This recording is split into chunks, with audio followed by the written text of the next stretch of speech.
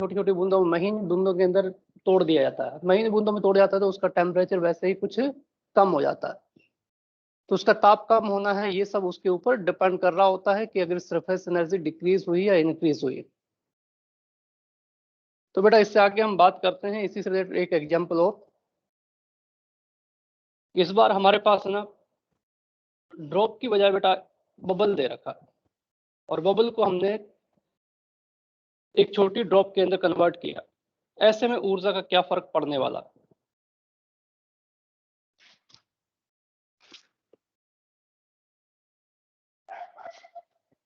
तो बेटा इसमें हम कंसिडर कर रहे हैं कि हमारे पास, अगला एग्जांपल हम ले रहे हैं कि हमारे पास ये बबल दिया हुआ,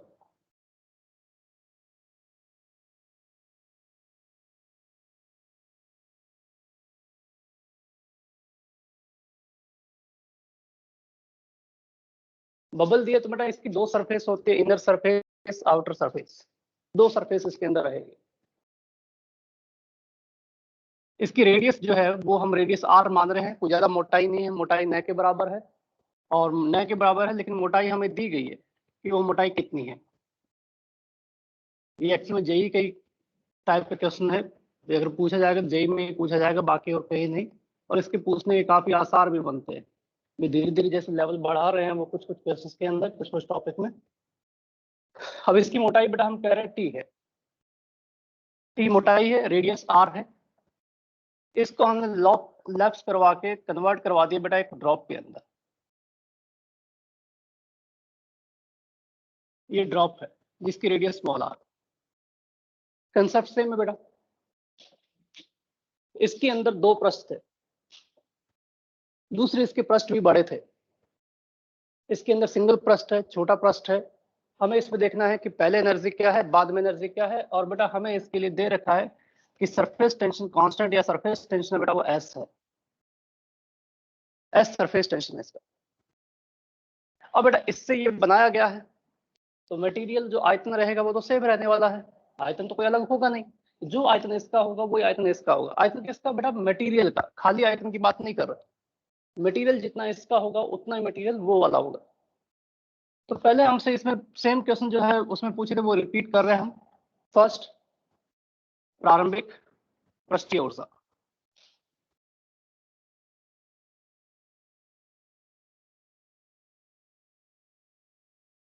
सेकंड बेटा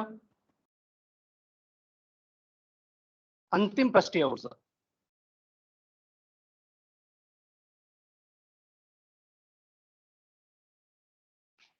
थर्ड बेटा पृष्ठीय ऊर्जा में अंतर।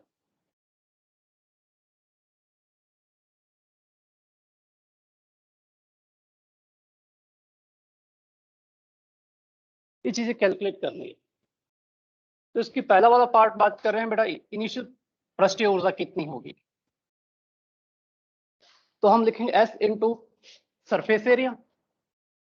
अब इनर आउटर रेडियस ऑलमोस्ट, जब आप रेडियस के लिए लिख रहे हो, एरिया वगैरह के लिए लिख रहे हो, तो इसकी विड्थ उसमें कंसीडर करने नहीं करेंगे, विड्थ काफी कम होगी कैपिटल आर की तुलना में, तो हम इसको भी आर कहेंगे, बाहर वाले को भी आर ही कहेंगे।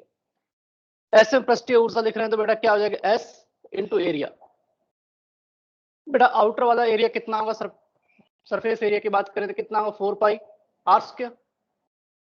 हम कहें इनर वाला कितना होगा, तो इनर वाला भी कितना होगा भाई, रेडियस से जब आप यही कह रहे हो, अगर R1 R2 कहा होता तो एक हो जाता 4 पाई R1 स्क्वायर, दूसरा हो जाता 4 पाई R2 स्क्वायर। अब दोनों की विड्थ हम लगभग नेग्लिजिबल मान के चल रहे हैं, तो इसकी दोनों की रेडियस है वो सेम मान के चलेंगे, तो 4 पाई R स्क्वायर, 4 पाई R स्क्वायर। तो इनिशियल एनर्जी होगी बेटा कितनी, S into 8 pi capital R square.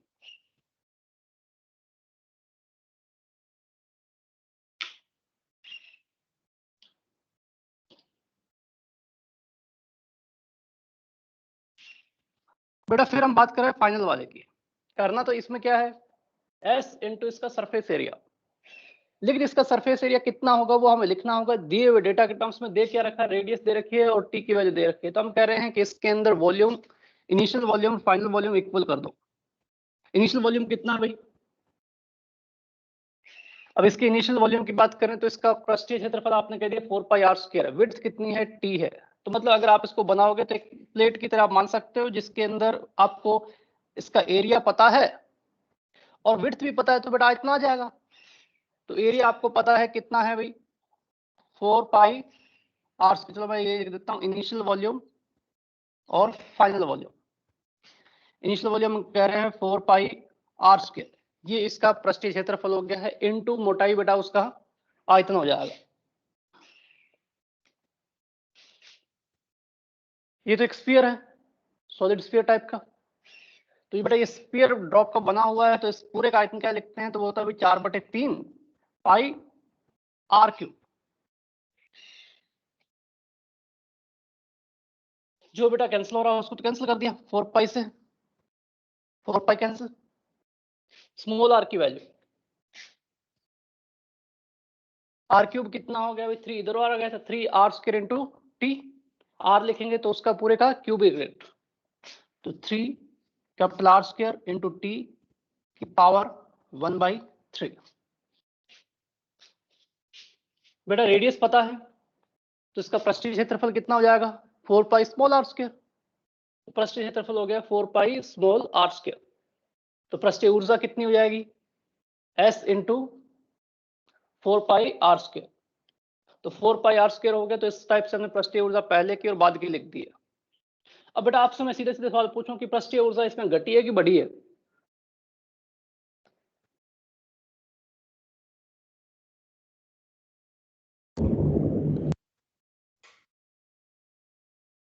पृष्ठीय ऊर्जा घटी है या बढ़ी है,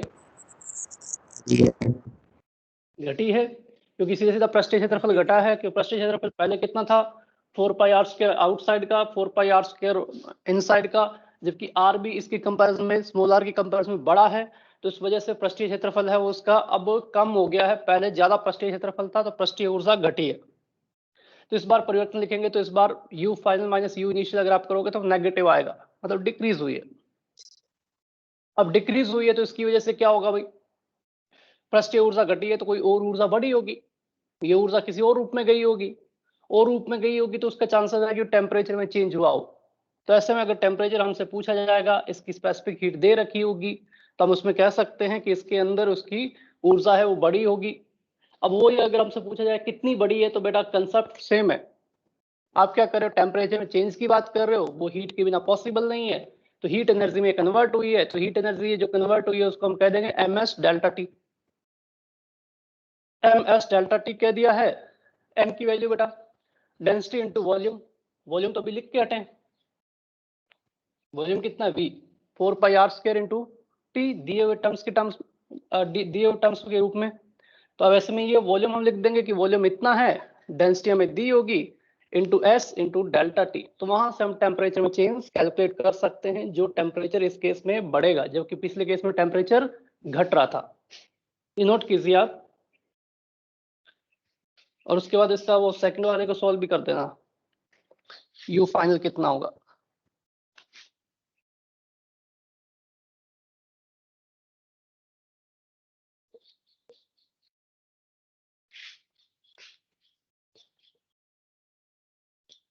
आर स्क्वायर करें तो इसकी पूरे की पावर बेटा 2/3 हो जाएगी, 3 capital R square into T की पावर 2/3।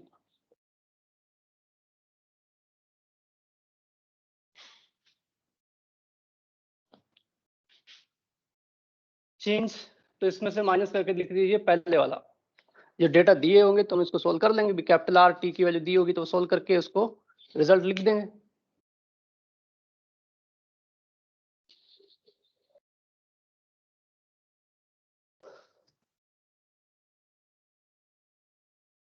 हर्षिता, श्वेता, भुवनेश, घनश्याम, साबिया, विंदर, अंजू, साधना, राहुल, विश्वास आज नालायकी फिर कर गए।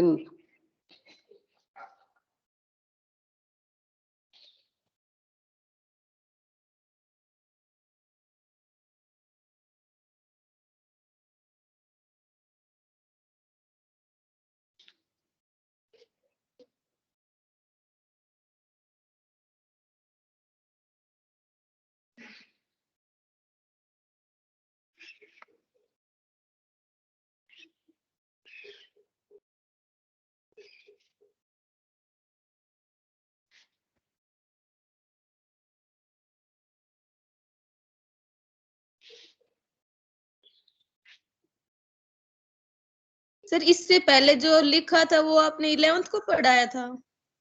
हाँ, हमें तो न्यू नहीं 11 पढ़ाया ये सब। क्या चीज है, स्ट्रेट लाइन वगैरह, हाँ, पैराबोला?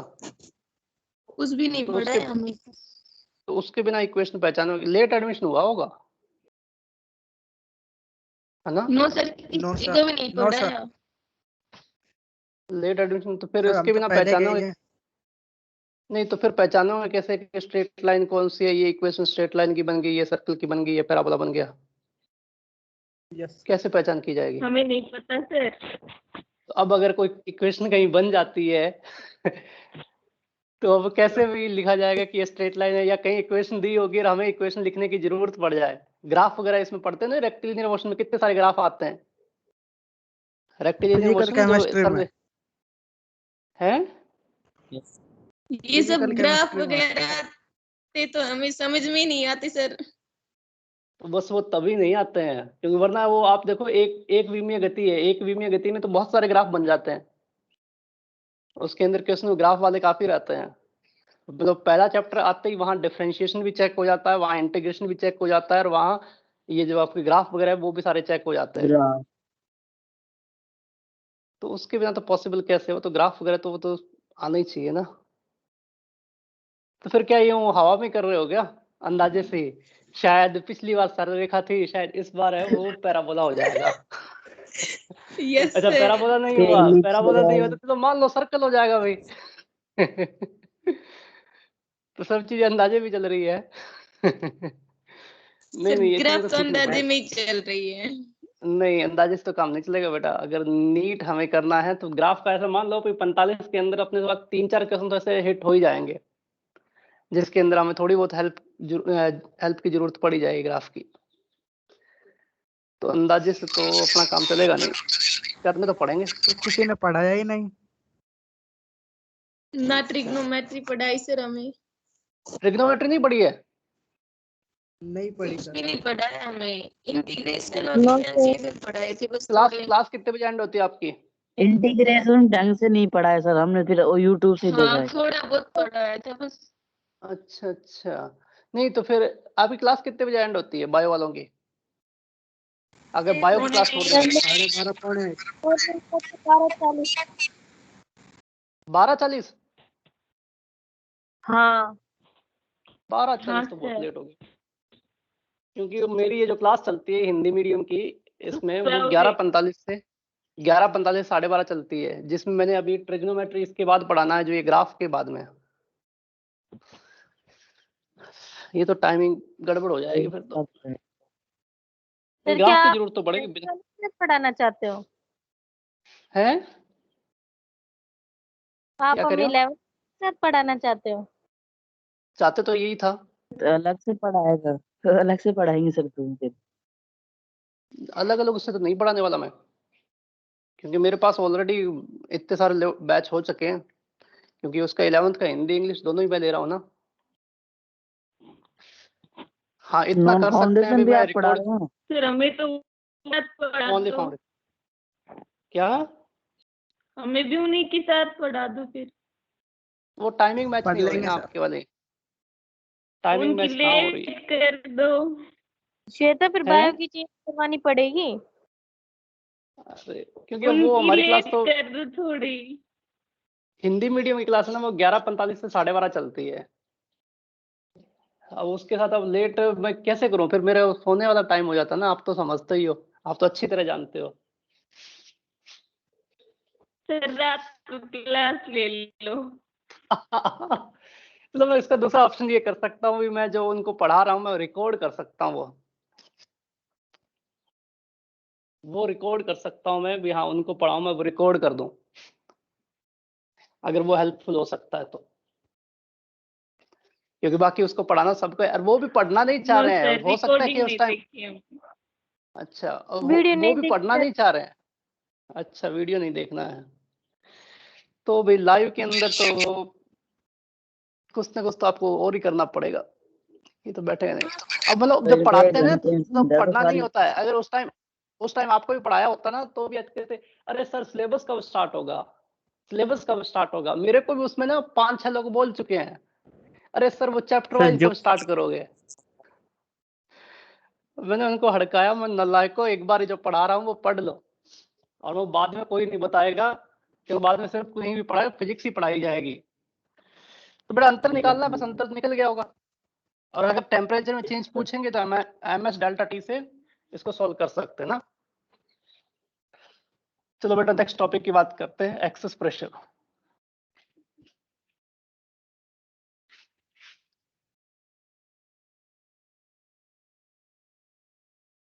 घर क्या कह रहे हो? की लाइट आ रही है आपके? नहीं नहीं लाइट नहीं आ रही है भैया हमारे बिना इन्वर्टर भी लो है। हमारी अब इन्वर्टर अपना भी लो हो सकता है, अभी तक चले जा रहा है बेचारा,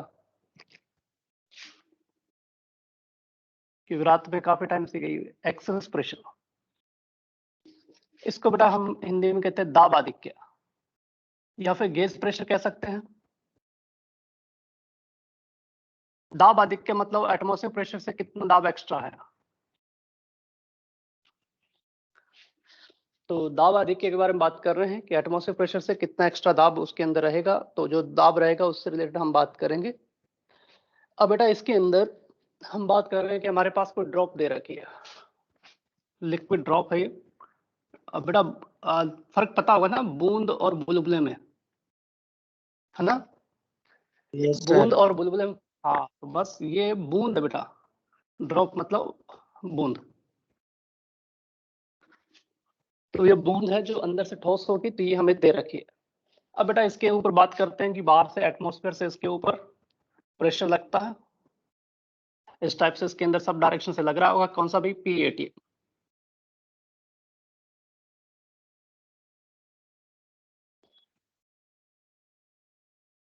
तो सब तरफ से P80 लग रहा। अब अंदर की बात करें बेटा, अंदर प्रेशर जो होगा ना वो एक तो P80 होगा, दूसरा क्या होगा कि आप इसका कोई भी पोर्शन सिलेक्ट करें। जैसे हमने कह दिया कि बेटा ये इतना ये पोर्शन सिलेक्ट कर लिया, तो आप देखेंगे कि इसके ऊपर ना टेंशन फोर्स लगेगा। क्या लगेगा? पृष्ठ के पैरेलल, जो भी पोर्शन लोगे उसके पृष्ठ के पैरेलल उसमें लग रहा होगा। तो सरफेस टेंशन की वजह से यहाँ S इंटू DL हमने कह दिया कि कोई फोर्स लग रहा है। इसके बेटा दो कंपोनेंट आएंगे, एक अंदर की तरफ, एक परपेंडिकुलर, एक अंदर की तरफ और एक इसके परपेंडिकुलर, SDL की। बेटा ये वाले कंपोनेंट है वो तो कैंसिल आउट हो जाएंगे। एक नेट कंपोनेंट क्या बन जाएगा भाई? अंदर की तरफ। एक नेट अंदर की तरफ बनेगा तो आप देखोगे अंदर की तरफ क्या लग रहा है, एक तो P80 लग रहा है, एक इसमें टेंशन की वजह से और लगेगा। इसके कारण क्या होगा, अंदर बेटा दाब होगा ना वो बाहर वाले से क्या होगा, एक्स्ट्रा दाब होगा, क्योंकि तभी वो बूंद रह पाएगी। अगर आप उसको दबाते जा रहे हो, अंदर अगर दाब ज्यादा नहीं, उसको बैलेंस करने के लिए दाब नहीं हुआ तो क्या होगा, पिचक जानी चाहिए। अब वो तो ठोस है, कैसे पिचकेगी भाई? तो उस केस में वो पिचकने वाला काम तो होगा नहीं, तो इसके अंदर जो दाब होगा वो बाहर वाले से एक्स्ट्रा दाब होगा, क्योंकि उसको टेंशन वाले फोर्स को भी बैलेंस करना होगा। तो ये जो P80 के अलावा एक्स्ट्रा दाब आ रहा है ना, इसी को हम कहते हैं दाब आधिक्य, एक्सेस प्रेशर। वैसे ही आपको बताया था कि कोई भी दाब है P80 से कितना ज्यादा है उसको हम गेज दाब भी कहते हैं। तो वो गेज दाब हो गया या फिर दाब आधिक्य हो गया, तो हम इसके लिए वर्ड दाब आधिक्य ही यूज करेंगे। अब हमें ये कैलकुलेट करना है कि कितना है, ये कितना है। तो बेटा इसके अंदर हम कोई छोटा पोर्शन बनाने के बजाय इसको दो पार्ट में काट दिया, दो पार्ट में काट के बूंद को ऐसा बनाया। अब दो बूंद को हमने ऐसा बनाया है, तो एक पार्ट इसका ये बन गया। अब इसमें हम देख रहे हैं कि हमारे पास ये ड्रॉप है, वो इसके ऊपर बाहर से फोर्स लग रहा है, किसकी वजह से भाई? P80 के ऊपर, एटमॉस्फेयर की वजह से। अब बेटा वो ऐसा लग रहा है P80 ये लग रहा है, तो इसके कंपोनेंट इधर वाले जाएंगे। ऐसे में हमें यहां से बताना होगा कि इसके ऊपर इस तरफ एटमॉस्फेयर प्रेशर से कितना फोर्स लगेगा। तो बेटा वो P80 into pi R square आएगा, अगर आर इसकी रेडियस है।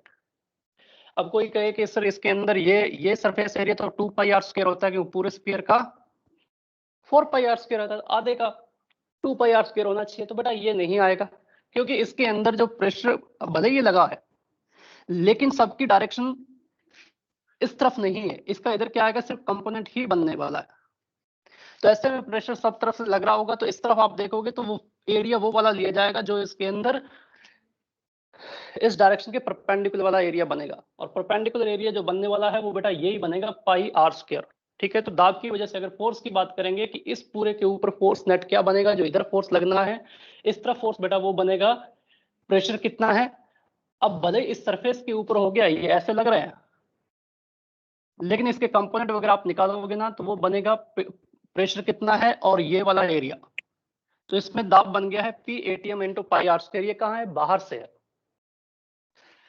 फिर और क्या लगेगा भाई, आप तो जानते हैं बेटा कि यहाँ टेंशन होगा, तो ये वाले जो दो हिस्से होंगे वो आपस में जुड़े हुए हैं, आपस में जुड़े हुए हैं, तो इसकी वजह से क्या होगा, ये वाला हिस्सा उसको खींचेगा और ये वाला हिस्सा इसको खींचे, तो अब इसको खींच रहा है तो इसमें फोर्स क्या होगा, इस तरफ से फोर्स लग रहे होंगे, ऐसे ऐसे फोर्स लग रहे होंगे। अब ऐसे इसमें सरफेस टेंशन की फोर्स लग रहे होंगे। अब ऐसे ये फोर्स लग रहे होंगे, कितने लग रहे होंगे बेटा, बड़ी आसानी से बता सकते हैं हम। सरफेस टेंशन अगर एस है तो हम पूछेंगे ये सरफेस वाली लेंथ कितनी है, तो लेंथ के ऊपर पाई आर लगेगा, पूरी स्क्वायर। सरकमफ्रेंस चाहिए। बेटा क्या बता रहे हो, 2 पाई आर 2 पाई आर। हाँ सरकमफ्रेंस की लेंथ, लेंथ हम कहेंगे तो 2 पाई आर होगी। तो बेटा ये जो फोर्स होगा ये हो जाएगा S into 2 pi R. Surface surface है ना, इसके ऊपर ये लेंथ है, एरिया नहीं कह रहा हूं मैं। अब इधर लगने वाले फोर्स आ गए, क्या क्या आ गया भाई, P ATM into pi R square S into 2 pi R. अब अंदर वाली ड्रॉप है तो ये वाला हिस्सा उसको दाब दगा रहा होगा, तो दाब की वजह से इस हिस्से के ऊपर कितना फोर्स लग रहा है वो फोर्स देखेंगे। तो अंदर दाब कितना बता रहे हैं बेटा, हमने अंदर दाब बताया P ATM plus delta P. Okay, pressure ये है तो फोर्स कितना हो गया, तो इस पूरे के ऊपर परपेंडिकुलर लग रहा है, तो परपेंडिकुलर पूरे को इसको धक्का दे रही है, तो वो कितना हो जाएगा भाई इनटू एरिया। एरिया कितना है भाई, पाई आर स्क्वायर। अब बेटा ये हमारी ड्रॉप है वो तो रियल में एग्जिस्ट करती है ना, कोई हाइपोथेटिकल थोड़ी है। अब वो रियल में एग्जिस्ट कर रही है तो नेट फोर्स क्या होना चाहिए, जीरो होना चाहिए। तो नेट फोर्स जीरो होना चाहिए, तो फोर्स बैलेंस किए, फोर्स बैलेंस करके हम इसमें कैलकुलेट कर रहे हैं कि हमारे पास वो वैल्यू कितनी बने। तो हम कह रहे हैं P ATM plus delta P into pi R square is equal to P ATM into pi R square plus S into 2 pi R. P ATM pi R square, P ATM pi R square बेटा cancel out हो जाएंगे, यहाँ क्या बचेगा delta P into pi R square, उस तरफ क्या बचेगा भाई एस इंटू 2 पाई आर। कुछ कट रहा है क्या, ऑब्वियस कटेगा, पाई आर पाई से पाई कट गया, एक आर से आर काट दिया, तो बेटा डेल्टा पी कितना हो गया,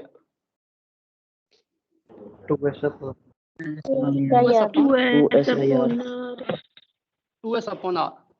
आर बेटा उस सरफेस की क्या होगी, रेडियस ऑफ कर्वेचर होगी, उसकी रेडियस बन गई है, तो delta P is equal to 2s by R. तो फिर से बात कर रहे हैं कि हमारे पास ऐसी सरफेस बन रही है, इसमें से जिधर सेंटर पड़ेगा ना, जिस साइड सेंटर होगा, जिसे जिधर हम कहें कि अवतल साइड बन रही होगी या जिस तरफ सेंटर होगा उस तरफ दाब ज्यादा होगा इस साइड की तुलना में। अगर आपको यहाँ का दाब पता है तो हम इस जगह का दाब बड़ी आसानी से लिख सकते हैं। तो बेटा इसको नोट कीजिए, हम फिर इससे रिलेटेड और चीजें डिस्कस करते हैं।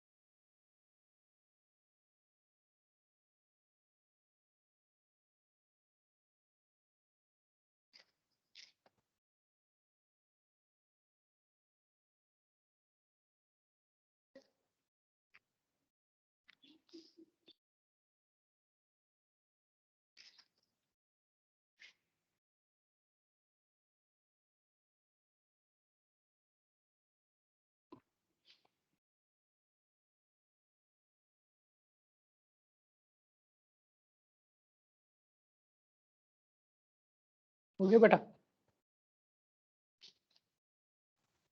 Yes sir.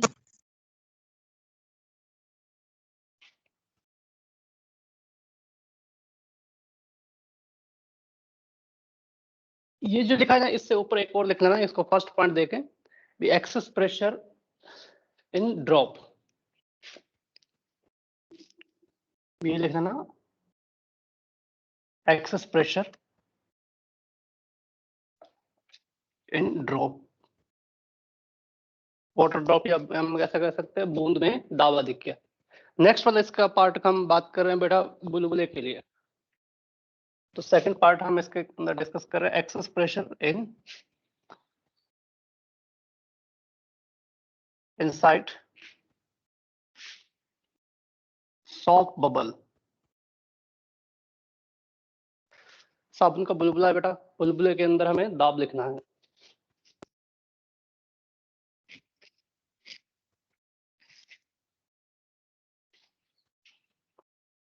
बेटा इस चीज को सेम उस तरीके से समझा सकते हैं जैसा मैंने समझाया था, या फिर हम इसको दूसरा भी जो साइड वगैरह बताई थी उससे भी हम इस प्रेशर वगैरह को समझा सकते हैं। तो जैसे हमने कह दिया कि बबल है, बबल मतलब दो सरफेस बेटा, ये है,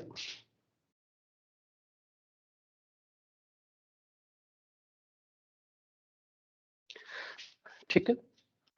अब इसके अंदर एक बार के लिए मैं रेडियस बेटा दोनों अलग अलग लेके चल रहा हूँ, एक्चुअली में अलग अलग नहीं है, ये रेडियस सेम मिली जाएगी। जैसे पीछे आपको बताया था कि इसकी मोटाई बहुत कम होती है, बबल की मोटाई बहुत ही कम होती है, तो इसके कारण हमने इसको लिख दिया, एक बार के लिए रेडियस R1 लिख दिया और R2 लिख दिया। बेटा यहाँ प्रेशर हम पता है कि बाहर है ना, कौन सा होता है, PATM होता है। मैंने ना इसके अंदर एक पॉइंट मान लिया A, और मैं चाह रहा हूं कि A पॉइंट पे प्रेशर लिखो। बड़ा आसानी से लिख सकते हैं, आपको बताया था बेटा, जिस साइड सेंटर होता है ना, जिस साइड सेंटर होता है उस तरफ दाब ज्यादा होता है। कितना ज्यादा होता है भाई? 2S/R, यही होता है। तो जिस तरफ सेंटर है उधर दाब ज्यादा होता है, तो यहाँ PATM कह रहे हैं, तो A पर दाब अगर हम लिखेंगे ना बेटा, तो वो होगा PATM प्लस 2S/R। R की जगह हमारे पास कितना है यहाँ, R2। ये पॉइंट A का दाब होगा, तो ये A पॉइंट का दाब है। मैं कह रहा हूं चलो ठीक है, आपने A का लिख दिया, अब A के बाद मेरे को यहाँ चाहिए B के ऊपर, अंदर चाहिए दाब, तो हमने फिर कहा बेटा P भी लिख दो भाई उसको। फिर बेटा वो वक्त सरफेस होगी। अब हम सिर्फ बात करें इस सरफेस की, बात करें इस सरफेस में सेंटर की तरफ पॉइंट A है या B है? B पॉइंट है, तो B पॉइंट पे दाब ज्यादा होगा, B पर दाब ज्यादा होगा, तो B पर A से दाब ज्यादा होगा, तो कितना, PA प्लस, कितना ज्यादा भाई, 2S और उसकी रेडियस, तो हमने लिखा 2S अपॉन कितना भाई, R1। PA की वैल्यू उठाई और यहां रख दी। बेटा क्या देख रहे हैं, PB is equal to PA plus 2S/R1 plus 2S/R2, PATM sorry, PATM। अब बेटा हमें एक्सेस प्रेशर लिखना है, मतलब क्या लिखना है, PB माइनस PATM, बाहर वाले के दाब की तुलना में कितना ज्यादा है, डेल्टा P तो हम इसी को कह रहे हैं, तो डेल्टा P कितना होगा, तो बेटा 2S/R1 प्लस 2S/R2। अगेन बेटा मोटाई कम होने की वजह से R1 और R2 दोनों लगभग बराबर आएंगे, और उसको हमने लिख दिया R लिख दिया। तो R1 और R2 को अगर हमने बराबर कर दिया है, तो ऐसे में डेल्टा P की वैल्यू बेटा कितनी जगह, 2S/R प्लस 2S/R कितना हो गया है, 4S/R। तो दाब अधिक क्या है बुलबुले के अंदर, ड्रॉप के अंदर था बाहर की तुलना में कितना, 2S/R, जबकि बुलबुले के अंदर कितना होगा, 4S/R एक्स्ट्रा होगा, क्योंकि इसके अंदर सरफेस दो बन रही है, तो उनकी वजह से इसमें दाब अधिक है, ये होगा। अगर अंदर मेरे को सीधा सीधा दाब कहे कि P इनसाइड दाब कितना है, तो मैं ये कहूंगा P आउटसाइड कितना है भाई, प्लस 4S/R। ये नोट कर लीजिए। सर बी पर दाब कैसे आया? क्या कह रहे हो, बी पर दाब कैसे आया? B पर दाब अधिक कैसे आया, बेटा अभी बताया ना कि अपने पास ऐसी सरफेस दी होगी ऐसी सरफेस दी होगी तो इसके इस साइड दाब कम होगा, इस साइड दाब एक्स्ट्रा होगा। कितना एक्स्ट्रा होगा भाई इन दोनों साइड के अंदर? तो बता रहे 2s बाई आर। कौन सी साइड ज्यादा होगा भाई? जिधर सेंटर पड़ेगा, जिधर अवतल साइड होगी। तो हमने ये कह रहा है कि ए का लिख दिया। अब ए से आगे हम बात कर रहे हैं कि हमारे पास ये पॉइंट ए है और ये पॉइंट बी है। तो बी पर दाब होगा वो ए की तुलना में कितना होगा? एक्स्ट्रा होगा। कितना एक्स्ट्रा होगा भाई? जो उसमें लिखा था हमने ड्रॉप के अंदर। कैसा कि इसमें जिधर सरफेस वो पड़ेगी तो इस साइड दाब अधिक होगा किसकी तुलना में? जो बाहर वाली साइड होगी। और इस साइड दाब अधिक होगा तो कितना एक्स्ट्रा हो जाएगा? तो हमने कह दिया कि भाई वहां दाब कितना बता रहे हो कि ये बता रहे हो, तो यहाँ दाब कितना हो जाएगा? 2s बाई आर एक्स्ट्रा होगा। तो यही चीज तो इसमें बताई है। ड्रॉप के अंदर वो क्या बताया था? ड्रॉप बनाई है। अब आपको ड्रॉप दे दिया या इतना सा हिस्सा दे दिया। अब आपको यहाँ ये दे दिया। अब यहाँ का दाब बताना है, यहाँ का दाब बताना है। तो अभी हम ये कह रहे हैं कि इसकी तुलना में इधर आओगे ना दाब बढ़ेगा। अब हम कह रहे हैं कि हमारे पास एक सतह नहीं है, हमारे पास तो एक और दे दी है। तो ठीक है भाई, यहाँ आओगे तो फिर से बढ़ेगा, क्योंकि ये कौन सी साइड है? कॉन्वेक्स साइड है। तो कॉन्वेक्स साइड के अंदर दाब अधिक रहेगा।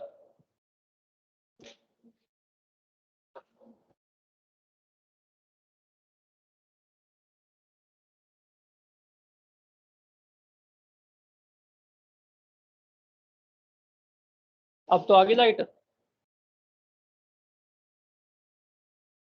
Yes sir.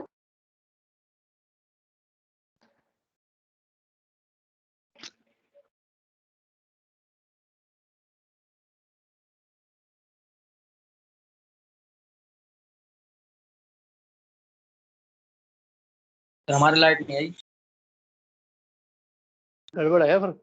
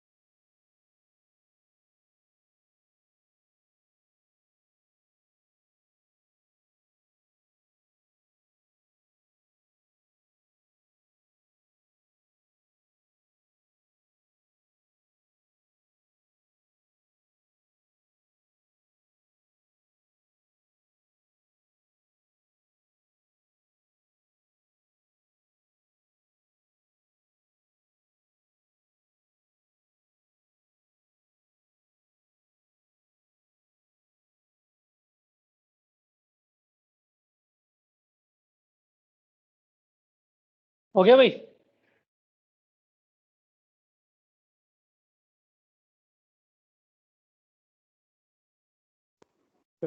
बेटा हो गया क्या? यस ये सर। हुआ।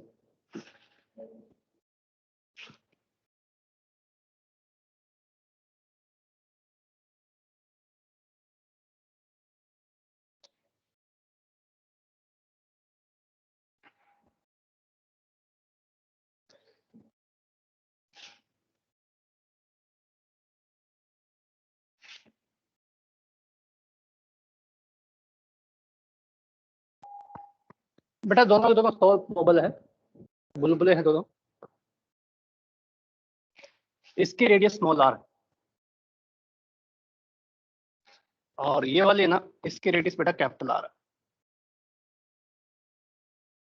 दोनों के दोनों साबुन के बुलबुले बने हुए हैं, ठीक है। फिर हमने क्या किया बेटा, इन दोनों के बीच में हमने एक स्ट्रो डाल दी।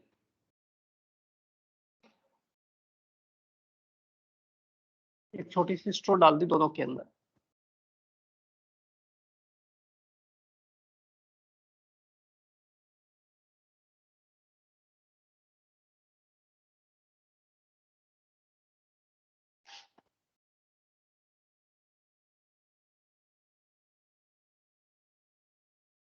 अब हम ये बोल रहे हैं कि इसके अंदर स्ट्रो डालती है,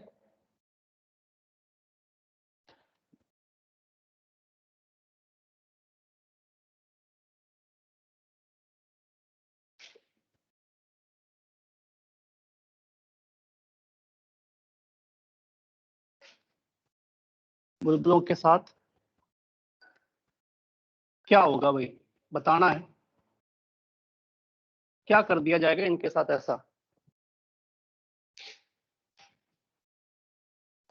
तो क्या होने वाला है वो हमें बताना है बेटा। इसके अंदर कि इसमें दो बुलबुले दे रखे हैं, एक की रेडियस स्मॉल आर है, एक की रेडियस कैपिटल आर है,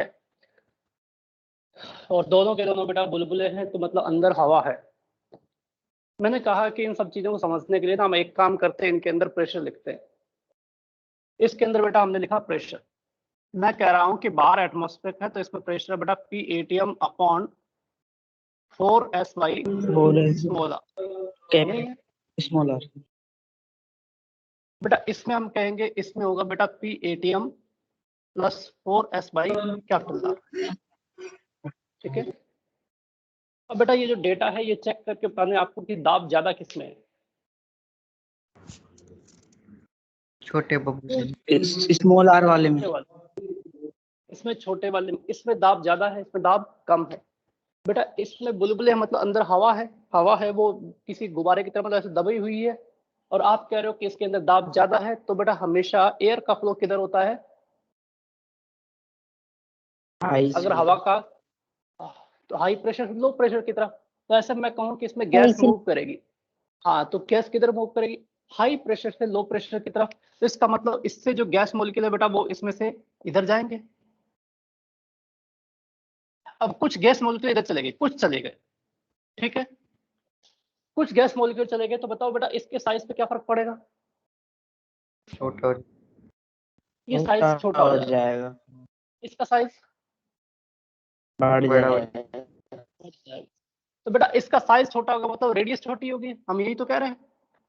अब रेडियस छोटी होगी तो ये पूरा प्रेशर बढ़ेगा कि घटेगा, कम कम कम होगा क्या, बढ़ेगा बढ़ेगा बढ़ेगा ना। देखो जरा, रेडियस कम हो रही है तो 4s/r वैल्यू बढ़ेगी ना, तो इसका प्रेशर बढ़ेगा, इसका प्रेशर बेटा रेडियस बढ़ रही है, कम होगा। इसका प्रेशर क्या होगा, कम होगा। बेटा फिर वही दिक्कत, आप कह रहे हो कि प्रेशर तो इसमें पहले ही ज्यादा था, ये तो और बढ़ गया, और बढ़ गया, और वहां का प्रेशर और कम हो गया है, तो इस वजह से प्रेशर डिफरेंस तो फिर से, तो फिर एयर का फ्लो रुक जाएगा क्या, नो सर। एयर और फ्लो होगी, और फ्लो होगी बेटा, इसका साइज और छोटा हो गया, साइज छोटा हुआ दाब और बढ़ गया, इसका साइज और बढ़ गया, इधर दाब और कम हो गया, फिर क्या होगा, यहां से फिर से और एयर जाएगी, ऐसे लगातार इसका साइज तो छोटा होता जाएगा और इसका साइज बढ़ता जाएगा। बड़ा होता जाएगा। और ये प्रोसेस तो बेटा तब तक नहीं रुकेगी जब तक यहाँ इसके पास एयर है, और एयर समाप्त होगी मतलब बेटा बुलबुला समाप्त हो गया। ये प्रोसेस तब तक चलती जाएगी जब तक कि छोटे वाला बुलबुला पूरी तरह समाप्त नहीं हो जाता है। ना हाँ तो ऐसे हम कह रहे हैं कि इसका प्रेशर है वो कंटिन्यूस बढ़ता जाएगा, इसका प्रेशर है वो कंटिन्यूस घटता जाएगा। तो इसके अंदर हम ये कह रहे हैं कि गैस का प्रवाह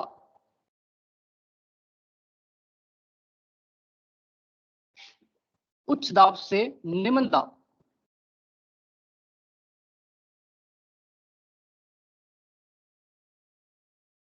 अर्थात बेटा छोटे बुलबुले से इधर भाई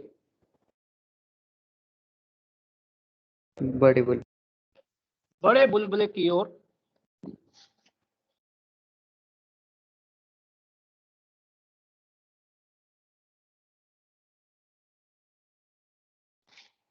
कब तक होता रहेगा, कब तक भाई,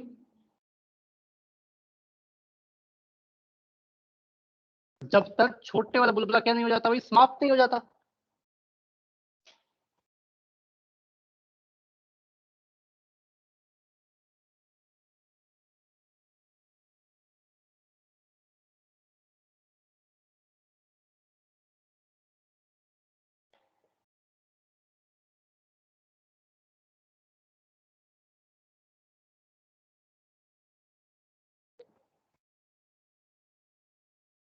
वैसे अगर एकदम से देखा जाए कि हम सरफेस टेंशन में ध्यान नहीं देते, ये समझ में आता है अरे बड़ा बुलबुला है, बड़ा बुलबुला मतलब ज्यादा दाब, वो क्या करेगा इसके अंदर ये कर देगी, इसका साइज बढ़ जाएगा, उसका साइज कम होगा, और ये तब तक होगा जब तक दोनों का साइज बराबर नहीं हो जाता।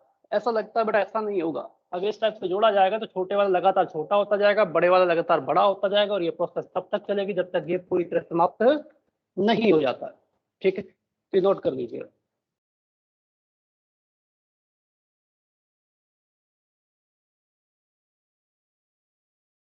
बेटा इनके साथ में लिखना ना, सॉफ्ट बबल है ये ना, दोनों के दोनों।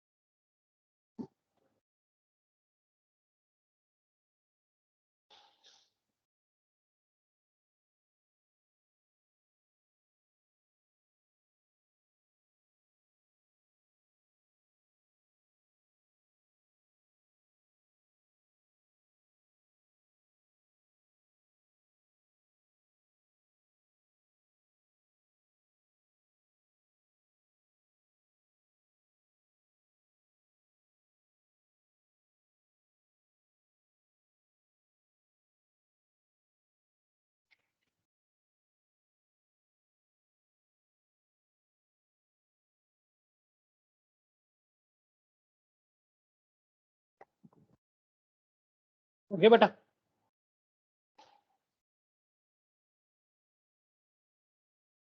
Yes sir. सर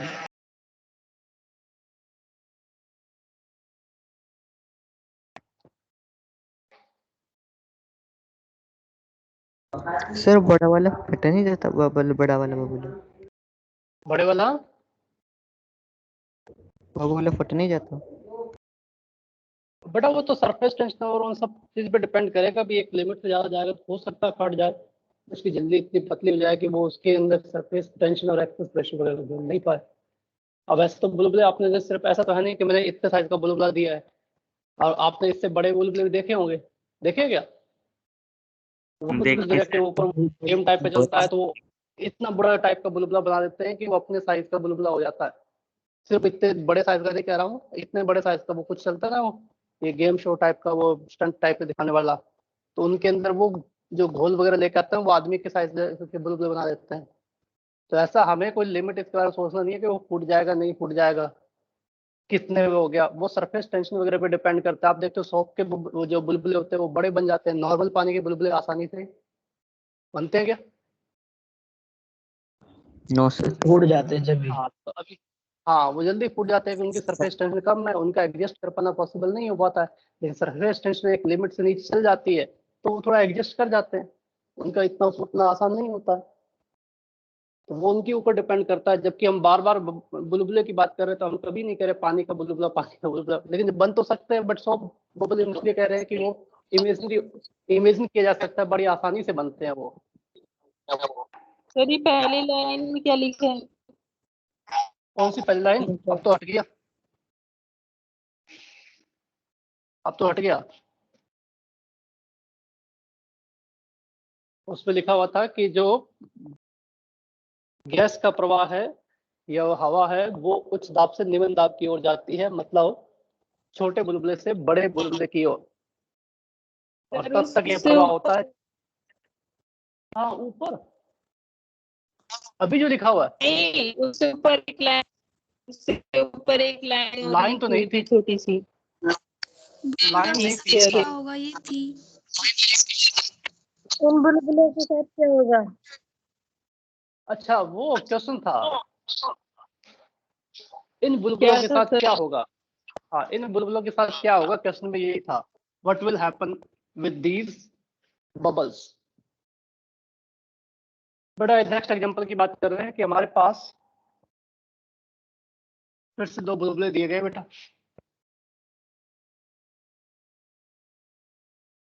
इसकी रेडियस हम कह रहे हैं R1 है बेटा, इसकी रेडियस R2 है। क्या किया, हम इन दोनों को संपर्क में ले आए। यदि ये दोनों संपर्क में आते हैं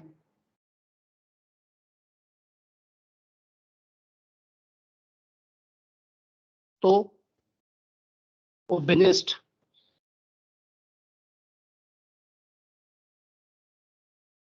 सतह की वक्रता त्रिज्या ज्ञात कीजिए। वक्रता कैसे होती है भाई, ऐसे होती है, वक्रता ऐसी होती है, वक्रता त्रिज्या ज्ञात कीजिए।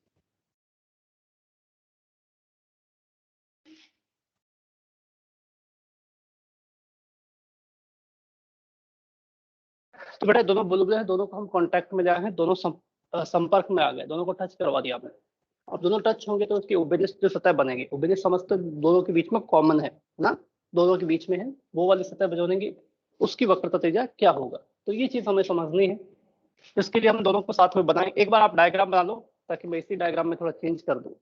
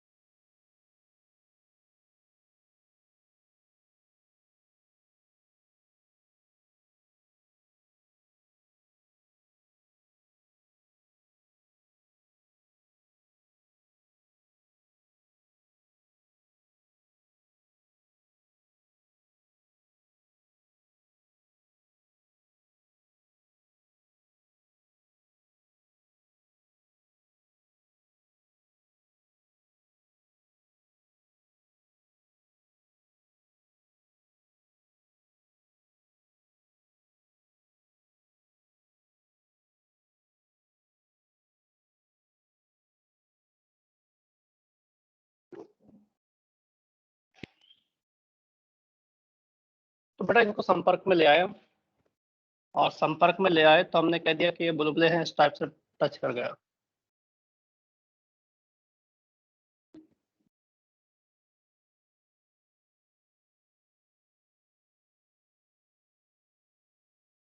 और बेटा जब संपर्क में आए ना तो इसकी उबेनिस्ट सरफेस बनेगी, उसकी रेडियस कर्वेचर हमसे पूछा गया। अब मैं आपसे ये पूछना चाह रहा हूँ कि जैसे ऐसे ये सरफेस बनेगी, इन दोनों में से दाब ज्यादा कहाँ था, छोटे बबूले। उससे मतलब ज्यादा। और जिस साइड बेटा दाब होता है, दाब ज्यादा होता है, उस साइड में सतह अवतल होती है उत्तल होती है, अवतल। अवतल होती है। तो ऐसे में ये सरफेस है बेटा, ये एग्जैक्ट तो वैसी बनेगी नहीं जैसी वो थी इनकी, लेकिन ये थोड़ी सी इस साइड से अवतल साइड की बनेगी। अब इसकी रेडियस उन दोनों से मैच नहीं कर रही है, इस टाइप की बनेगी। इसकी रेडियस ऑफ कर्वेचर हमें लिखनी है कि रेडियस ऑफ कर्वेचर इस सतह की क्या होगी। इसकी रेडियस हम बता रहे हैं R1 है, इसकी रेडियस R2 है, और बेटा इसकी रेडियस हमें बतानी है कि इसकी रेडियस क्या बनेगी जो बीच में सरफेस बनी। अब हम ये बताने के लिए क्या कर रहे हैं कि हम इन दोनों के लिए दाब लिख लेते हैं, अंदर दाब क्या होगा। बेटा बाहर दाब है वो P है, तो आप यहाँ दाब बता सकते हैं कितना होगा, बता सकते हो ना। P1 कह दिया मैंने, P1 की वैल्यू लिख सकते हैं। बेटा यहाँ दाब P है, तो बड़ी आसानी से आप इसके अंदर दाब लिख सकते हैं, लिख सकते हैं ना। Yes sir. तो हमने वैल्यू लिख दी P1 और P2 की। बेटा P1 कितना हो गया भाई, ATM plus 4S upon R1। P plus 4s upon R. Upon R. ठीक है बेटा, P2 की बात करें, P2 कितना भी P-ATM plus 4s upon R2, यही है। R2 इनमें से बड़ा कौन है भाई? तो बड़ा हम कह रहे हैं P1 बड़ा है, P2 छोटा है। बेटा अब मैं कह रहा हूं कि अगर हम इधर से इधर जाते हैं तो P1 क्या बनेगा? यहाँ का दाब P2 है, P2 से इधर जाएंगे तो बेटा क्या लिखा जाएगा? P1 P2 plus 4s P2 plus upon उसकी रेडियस 4s अपॉन इसकी रेडियस कर्वेचर पता नहीं है तो मैं मान लेता हूँ इसकी रेडियस कर्वेचर R है। ओबेनिस्ट की रेडियस कर्वेचर R है।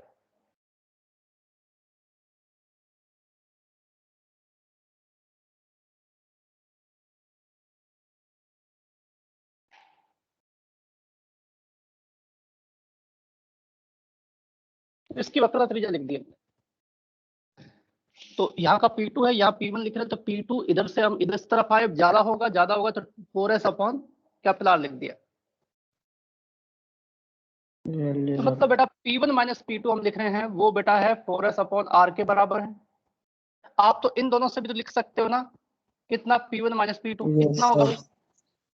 अब P1 में से माइनस करें, P-ATM से P-ATM कट जाएगा, तो P-ATM से P-ATM काट दिया, अभी कितना हो गया 4s 1 upon R1 minus 1 upon R2। ये दोनों सेम ही चीज बता रही है ना? Yes sir. सेम बता रही, दोनों इक्वल होनी चाहिए, इक्वेट कर दिया भाई। तो 4s अपॉन कैपिटल R किसके बराबर है भाई? 4s into 1 upon R1 minus 1 upon R2। बेटा 4s से 4s काट दिया, कैपिटल R की वैल्यू यहां से आ जाएगी और मैं result R1 R2 upon R2 minus R1, ये बनेगी ओबेनिस्ट रेडियस ऑफ कर्वेचर अगर दो सॉफ्ट बबल कांटेक्ट में आते हैं तो। सर आपकी वॉइस अटक अटक के आ रही है। वॉइस अटक अटक के आ रही है। चलो यार, मैं ब्लूटूथ को छोड़ के वैसे देख लेता हूँ, क्या पता वैसे आ जाए सही। सर R1 बराबर R2 अच्छा हो जाए तो देख लो बेटा क्या हो जाएगा, क्या हो जाएगा? R1 बराबर R2।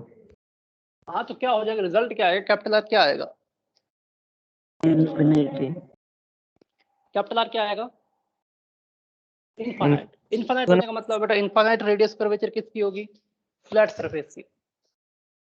तो अगर दोनों बुलबुले एक जैसे हैं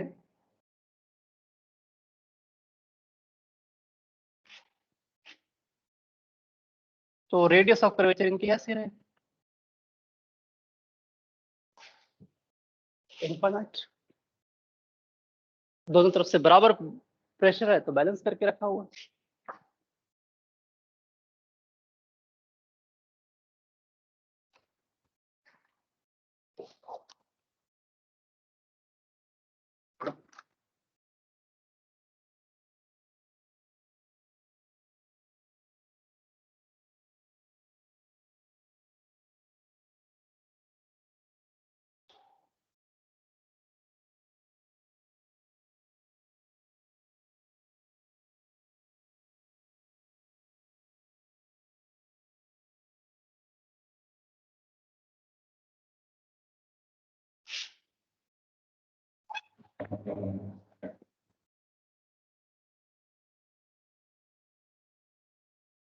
हो गया भाई?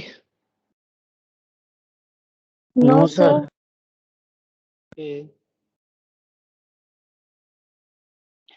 आपको आइडियल गैस इक्वेशन पता है? Ideal gas equation yes sir.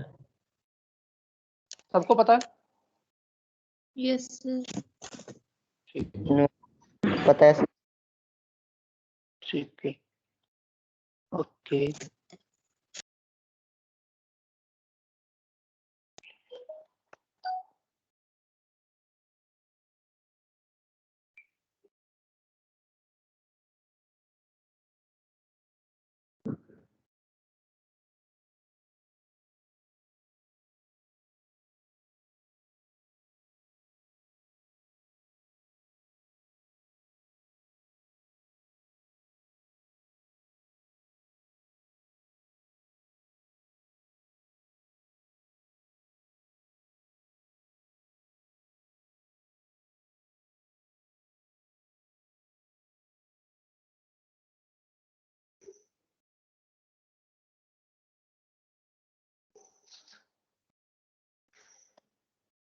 हो गया सर।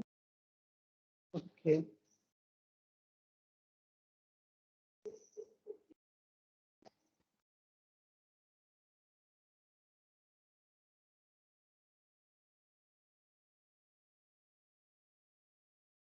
बेटा एक कंटेनर दिया हुआ है, इसमें गैस फिल की रखी है और गैस का जो दाब है ना वो दे रखा है बेटा 8 न्यूटन पर मीटर स्क्वायर।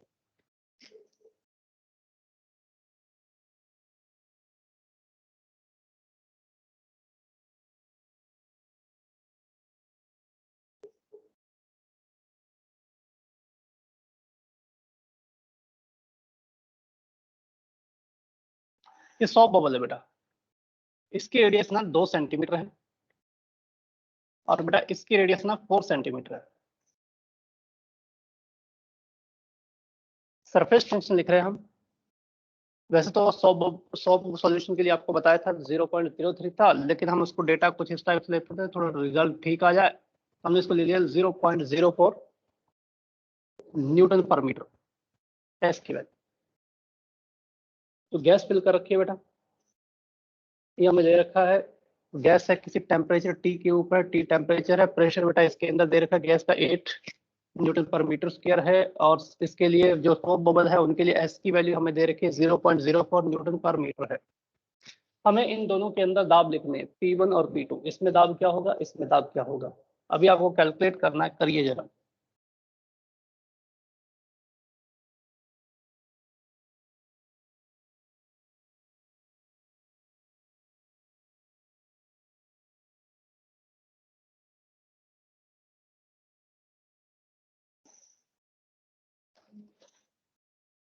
दोनों बबल में, दोनों बुलबुलों में दाब अधिक, सॉरी दाब अधिक नहीं, दोनों बुलबुलों में दाब ज्ञात कीजिए, अधिक ज्ञात नहीं करना भाई, दोनों बुलबुलों में दाब ज्ञात कीजिए।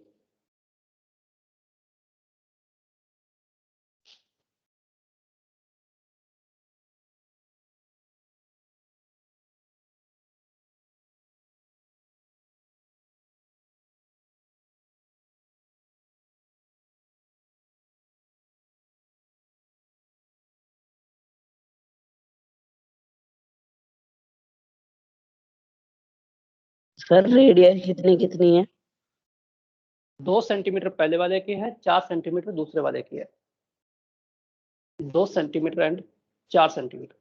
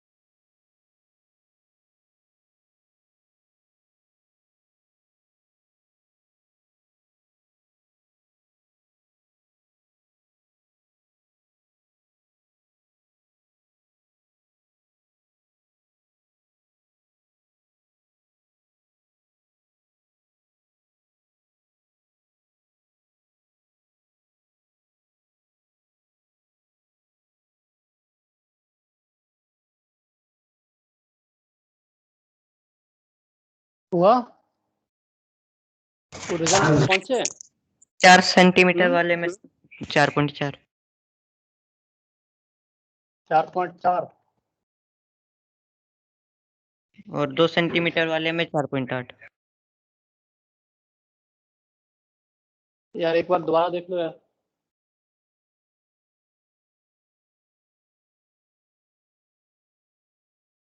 P1 कितना होगा भाई, P प्लस 4s बाई पहले वाले की बात कर रहे हैं तो R1 P1 कितना भाई, ये दिया है 8 से ये कम कैसे हो गया, यही आ तो 8 तो यही है, 4 रहा है। s की वैल्यू P 8 है 4 है। P तो 8 है यार, ये तो 8 जैसे दिख रहा है, 4 दिख रहा था। 4 दिख रहा है। 8.08 8.08 आ रहा है। तो सर सही आ रहा है।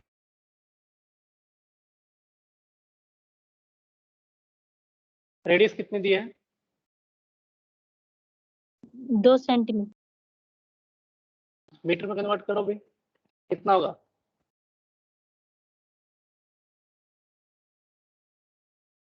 कितना आ रहा है, मेरा तो कहीं से भी आपके आसपास ही नहीं आ रहा है, मेरा रिजल्ट तो आपके रिजल्ट के आसपास ही नहीं है।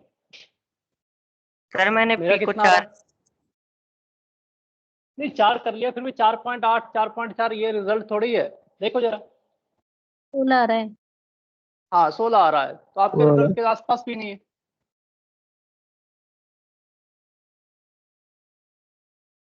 P2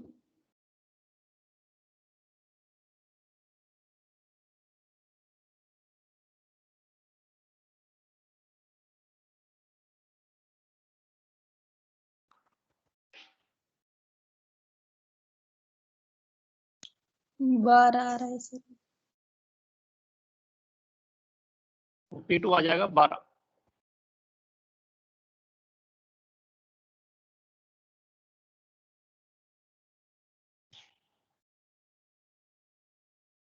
इसका सेकंड पार्ट है भाई,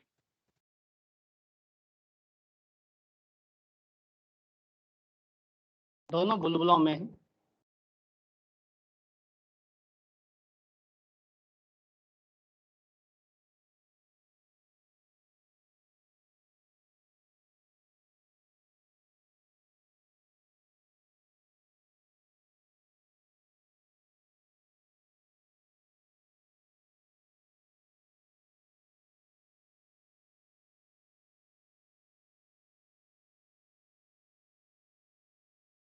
गैस के मोलों का अनुपात ज्ञात कीजिए। बेटा रेशियो लिखना हमें, क्या अनुपात होगा गैस के मोल्स जो हैं,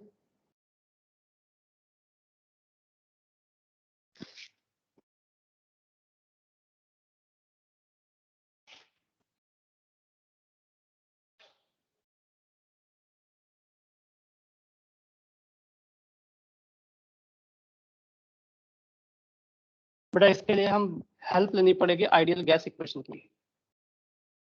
PV is equal to NRT, N की वैल्यू हमें ज्ञात करनी है, तो N इज इक्वल टू बेटा PV अपॉन RT।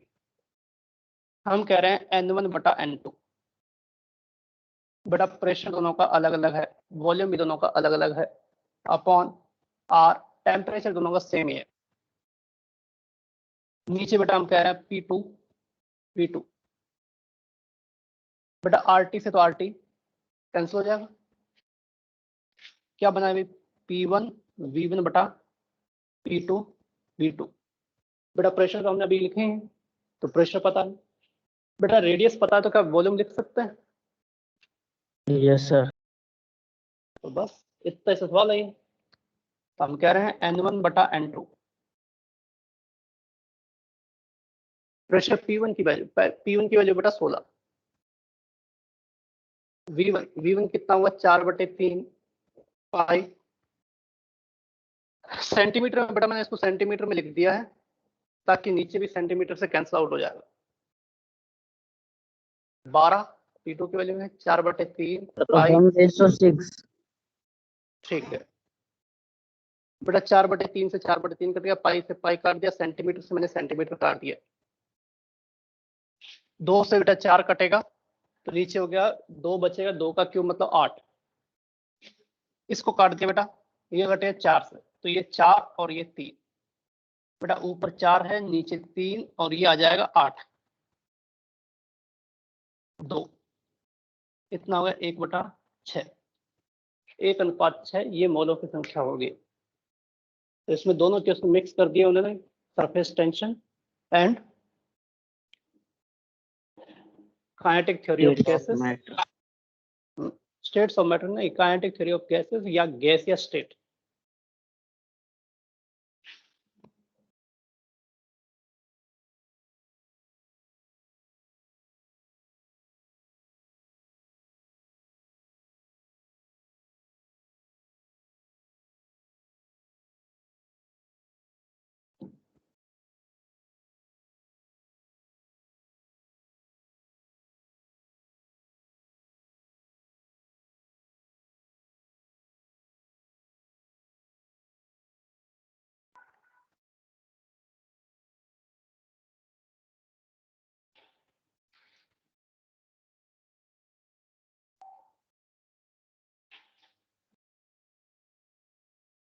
हो गया भाई? Yes sir. अब बेटा दाब अधिक्य की बात कर रहे हैं, लेकिन इस बार है ना हम इस टाइप के ऑब्जेक्ट सरफेस की बात कर रहे हैं जिनकी दोनों रेडियस ऑफ कर्वेचर एक जैसी नहीं है। दोनों रेडियस ऑफ कर्वेचर का क्या मतलब है? दोनों का मतलब ये बेटा कि इसके अंदर 2 डायमेंशन के अंदर रेडियस ऑफ कर्वेचर देख रहे हैं जो स्फीयर के लिए होती है।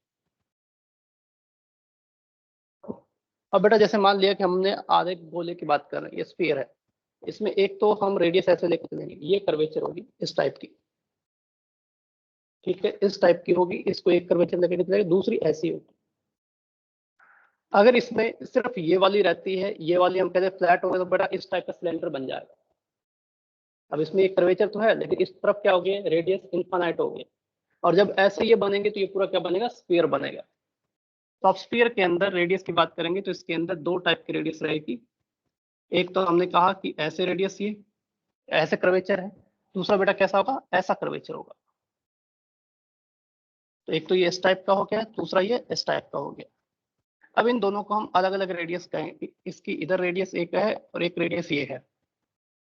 तो एक तो मतलब क्या हो गया, वर्टिकल डायरेक्शन में ऐसे, और एक हमने क्या कर दिया, ऐसे हॉरिजॉन्टल डायरेक्शन। तो इस टाइप से और वर्टिकल के अंदर 2 है। अगर दोनों सेम है तब तो बेटा स्फीयर होता है, दोनों सेम नहीं है तो स्फीयर नहीं होता है। उसमें से आपके पास हमने कह दिया कि ये वाली इसके अंदर, ये वाली ये तो है, बट इधर ऊर्ध्वाधर वाली है ना, वो बेटा अनंत होगी। अनंत होगी मतलब क्या होगी, सीधी वो सरफेस ऐसी बन गई, सरफेस ऐसी बन गई, बट आप कह रहे हो ये वाला है, तो बेटा वो क्या बन जाएगा, सिलेंडर टाइप की स्ट्रक्चर बन जाएगी ऐसी, इस टाइप सिलेंडर हो जाएगा। ये कर्वेचर तो है बट ये वाली अनंत हो गई, मतलब स्ट्रेट हो गया। अगर हम कहें कि ये वाली है और ये जो हॉरिजॉन्टल में बना रहे हैं ये वाली है, ये अनंत हो गई, तो उस केस में बेटा ये सिलेंडर ऐसा बन जाएगा। अब दोनों टाइप की स्ट्रेंथ आप इसमें मिलाओ स्ट्रक्चर केस के अंदर, ये वाली सरफेस भी रहे। हो रही है यार वो नेट की वजह से हो रही होगी यार, लेकिन Yes, लाइट sir. तो गई है। वीडियो पॉज होना तो नहीं चाहिए यार, लाइट गई, इन्वर्टर पे तो चल रहा है वो। नहीं हो रही है सर। नहीं हो रही है किसी और को, श्वेता, हर्षिता? No sir. नहीं हो रही सर। तो फिर मैं ये मान लूं मेरे तरफ से फॉल्ट नहीं है। Yes sir. हाँ तो बेटा इसके अंदर दोनों टाइप के कर्वेचर के बारे में बात करेंगे, अलग अलग बात करेंगे इनको ना, हॉरिजॉन्टल के अलग से, वर्टिकल के अलग से। और हमसे बोला गया ये कर्वेचर दोनों अलग अलग है तो क्या लिखा जाएगा। तो इसके अंदर कोई ज्यादा डिटेल के अंदर हम नहीं जाएंगे, इसके अंदर कि इसको कैसे डेराइव करना है, आउट करना है, हम सिर्फ इसमें बात करेंगे फॉर्मूले की, और वो ही अपने सिर्फ काम का है। तो बेटा जैसे हम कह रहे हैं कि हमारे पास ये सरफेस दे रखी है, हमारे पास एक सरफेस बेटा ये हो गई है, दूसरी सरफेस, दूसरी टाइप कर्वेचर ये हो गई। हमने कह दिया कि इसकी कर्वेचर है ना वो बेटा R1 है, और ये वाली कर्वेचर है ना ये वाली R2 है। तो हमारे पास दोनों कर्वेचर दे रखी है, एक R1 है दूसरी R2 है। तो इसकी कर्वेचर R1 कह रहे हैं, इसकी R2, मतलब ऐसा कह रहा हूं, ये वाली है वो हमें दे दी है R1, और जो बेटा ऐसी आएगी उसको क्या दे दी है R2। तो एक ऐसी कर्वेचर हो गया, एक ऐसी कर्वेचर हो गया। तो 2 कर्वेचर की बात कर रहे हैं, इस टाइप से और इस टाइप से। अब दोनों अलग अलग है तो उसके अंदर बेटा मैं सीधा लिख रहा हूँ दाब आधिक्य, और कुछ एक्स्ट्रा चीज नहीं बात कर रहा हूँ। किस तरफ दाब ज्यादा होता है आपको अच्छी तरह पता है। तो डेल्टा पी की वैल्यू बेटा ये लिखी जाएगी एस 1/R1 प्लस 1/R2। ये मैं कोई बुलबुला नहीं बोल रहा हूँ, बुलबुला टाइप की चीज नहीं बोल रहा हूँ मैं, सीधा क्या बोला है भी ये होगा तो अपने पास ड्रॉप टाइप की बन रही है, तो ड्रॉप के अंदर एक सरफेस के लिए अगर आप एक से दूसरे में जाओगे तो ये वाला रिलेशन बनेगा।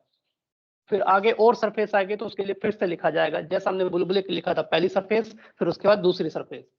बट ये एक सरफेस की दो कर्वेचर है। अब एक ही सरफेस की कर्वेचर दो है तो डेल्टा पी की वैल्यू हमेशा ये लिखी जाएगी। ये आपको इसमें ध्यान रखना है।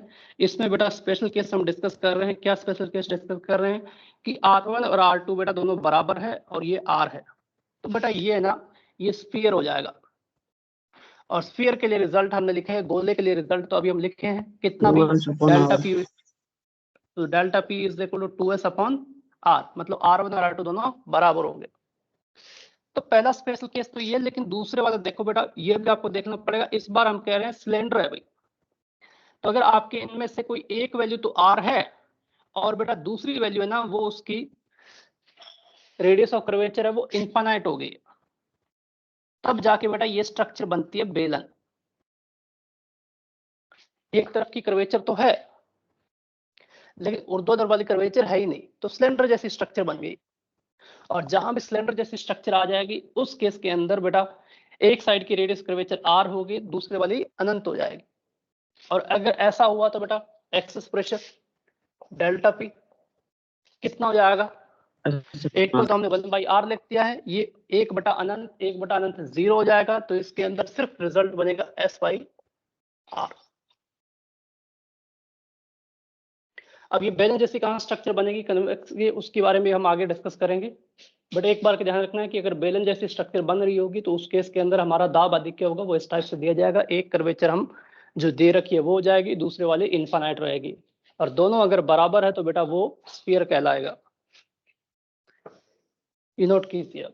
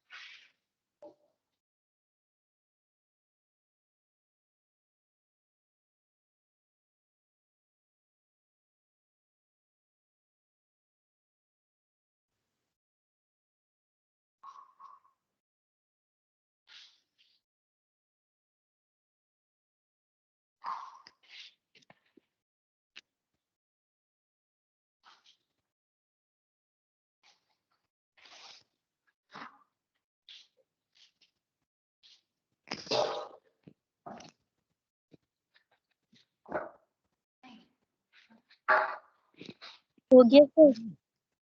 हो गया, चलो ठीक है।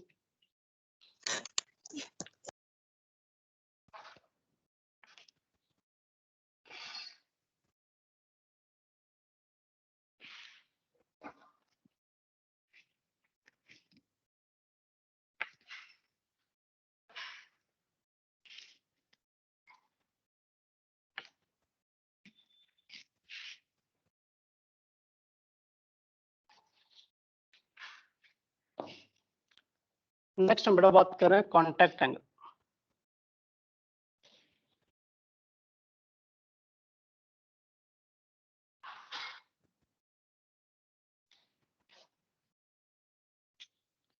अब कॉन्टैक्ट एंगल क्या होता है इसके बारे में हम डिस्कस कर रहे हैं। तो बेटा जैसे हम मान लो कि हमारे पास ये वॉल टाइप की हो गई है, कांच की दीवार हो गई है, दीवार हो गई है। अब कॉन्टैक्ट एंगल है वो डिसाइड करेगा कि इसके अंदर लिक्विड है वो इस दीवार पे चढ़ने की कोशिश कर रहा है या फिर इससे दूर हटने की कोशिश कर रहा है। कुछ कुछ लिक्विड है वो इस पे चढ़ने की कोशिश कर रहे होंगे, कुछ लिक्विड है वो इससे दूर हटने की कोशिश कर रहे होंगे। तो उसके अकॉर्डिंग हम कॉन्टैक्ट एंगल डिसाइड करें। जैसे हमने कहा कि हमारे पास एक फ्लूइड है वो इस टाइप की सरफेस बना रहा है। अब इसमें आप देखो कि लिक्विड तो ये है, बट ये लिक्विड इसके नजदीक आया, वो इस पे चढ़ने की कोशिश कर रहा है, इस वजह से क्या हो गया, ऊपर की तरफ चला गया इधर। देखो इससे चिपकने की कोशिश कर रहा है। वहीं एक टाइप का बेटा फ्लूइड रहता है वो इससे दूर हटने की कोशिश करता है। अब लिक्विड सरफेस ये है, लेकिन जैसे इसके नजदीक आया वो उससे दूर हट रहा है, सिमट रहा है, अपने आप में ही सिमट रहा है, उससे दूर जाने की कोशिश कर रहा है।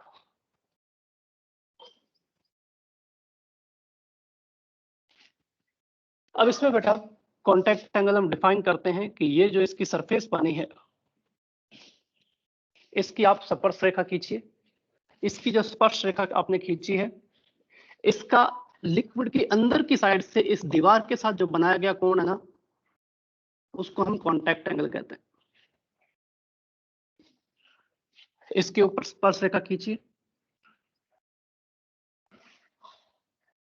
ये जो स्पर्श रेखा है इसने इस दीवार के साथ लिक्विड के अंदर की साइड से जो एंगल बनाया, एक तो एंगल इधर से बन सकता है लेकिन लिक्विड के अंदर की साइड से जो एंगल बनाया है ना इसको बेटा कॉन्टैक्ट एंगल कहते हैं। ये थीटा कॉन्टैक्ट एंगल कहलाता है। डायग्राम देखने से पता लग रहा है कि वो लिक्विड जो इसके ऊपर इससे चिपकने की कोशिश कर रहा है, इसके ऊपर चढ़ने की कोशिश कर रहा है, उस लिक्विड का कॉन्टैक्ट एंगल 90 से छोटा है। वो लिक्विड जो इसने अंदर, जैसे नॉर्मल लिक्विड ऐसा रहना चाहिए था, लेकिन उसने क्या किया, उस दीवार से वो दूर रहने की कोशिश कर रहा है, अपने आप को उससे दूर रखने की कोशिश कर रहा है। तो उस लिक्विड के लिए बेटा क्या हो रहा है, थीटा की वैल्यू 90 से बड़ी है। बेटा जो लिक्विड जिसके लिए थीटा की वैल्यू 90 से छोटी होगी वो उससे चिपकने की कोशिश कर रहा है। तो ऐसी चीज होती है वो गीली करती है। जिस भी चीज को आप पानी में डुबोते हो, बाहर निकालते हो, वो जो चीज उसके साथ चिपकी रह जाती है, जिसकी पानी की बूंदे वगैरह चिपकी रह जाती है, वो इस टाइप के मटेरियल में आता है। और अगर इस टाइप का मटेरियल हुआ, आपने वो स्लैब डाली और बाहर निकाली, अगर इस टाइप का मटेरियल होता वो उसके साथ बिल्कुल भी चिपकने वाला नहीं है। तो थीटा अगर 90 से कम है मतलब वो उससे चिपकने की कोशिश करेगा, उसको गीला करने की कोशिश करेगा। और अगर बेटा थीटा है वो 90 से बड़ा होगा तो उसको गीला करने की कोशिश बिल्कुल भी नहीं करेगा। तो सीधा सीधा हम यहाँ से ये कह रहे हैं कि हमारे पास दो अलग अलग टाइप के लिक्विड हैं। तो लिक्विड की बेटा ये प्रॉपर्टी है। लिक्विड की प्रॉपर्टी मतलब सीधा सीधा हम कहें कि गैस, सॉरी, इसकी सरफेस टेंशन से रिलेटेड इश्यू है जिनके बारे में हम डिस्कस करेंगे। तो इसमें हमने कह दिया थीटा है वो क्या भी लेस देन 90 है। इस केस में यह द्रव दीवार से चिपकने की कोशिश करता है।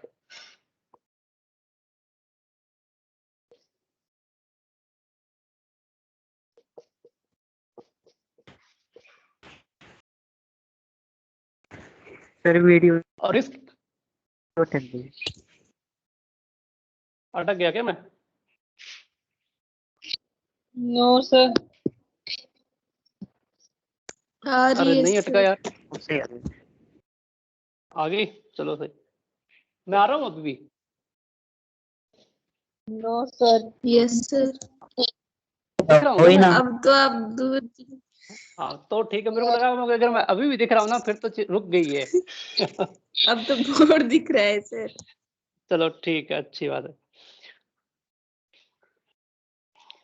अब इसमें बेटा ये जो दीवार से चिपकने की कोशिश करेगा, मतलब इसका होता है चिपकने की कोशिश कर रहा है, मतलब ये गीला करेगा। तो ये बेटा कहानी होती है वाटर की। वाटर के साथ किसके साथ? ग्लास की स्लैब बनी हुई है उसके साथ, ग्लास स्लैब। ये बेटा ग्लास स्लैब ही है, लेकिन ऐसी कहानी देखने को मिलती है किसकी? मर्क्यूरी की। मर्क्यूरी जो ग्लास स्लैब से है वो दूर रहने की कोशिश करता है, उसके साथ चिपकने की कोशिश नहीं करता, वो अपने आप में खुश है, उसको किसी और से कोई मतलब नहीं है। जब किसको है, नहीं इसको इसके साथ चिपकना है भाई, और कोशिश कर रहा है कि इसके ऊपर ज्यादा से ज्यादा इसमें सरफेस एरिया इसके साथ चिपके, और ज्यादा चिपकने के लिए क्या कर रहा है वो उस पर ऊपर चढ़ने की कोशिश कर रहा है। तो बेटा जो मैंने इसके लिए लिखा है वो उसका उल्टा हो जाएगा, अर्थात जल ग्लास स्लैब को गीला करता है।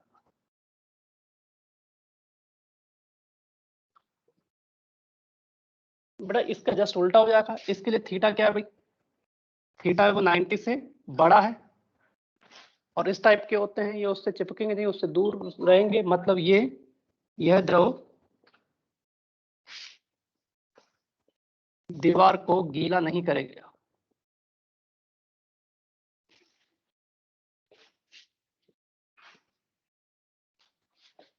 इतना बनाइए, आपके बाद आगे वाली हम चीज लिखते हैं कि ड्रॉप वगैरह बना के इसको कैसे समझाएंगे।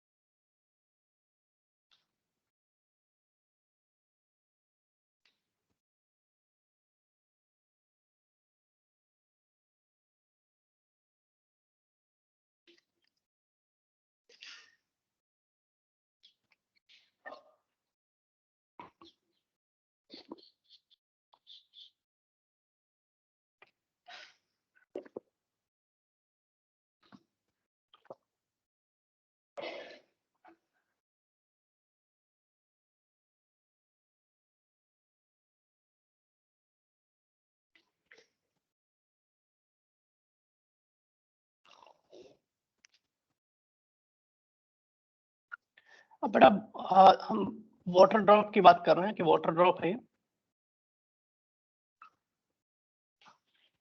और ये ग्लास स्लैब। अब इसमें वाटर ड्रॉप छोड़ी जाती है ना, तो बेटा वाटर ड्रॉप उसके ऊपर ऐसी रहती है, तो सीधा सीधा है, ज्यादा से ज्यादा सरफेस के अंदर चिपकने की कोशिश करती है। अगेन बेटा इस पे हमने स्पर्श रेखा बनाई, हमने इधर से भी स्पर्श रेखा बनाई। बेटा ये एंगल इधर भी थीटा बनाएगा और इस तरफ भी ये थीटा बनाएगा, द्रव के अंदर की साइड से उस दीवार के साथ बनाया गया एंगल।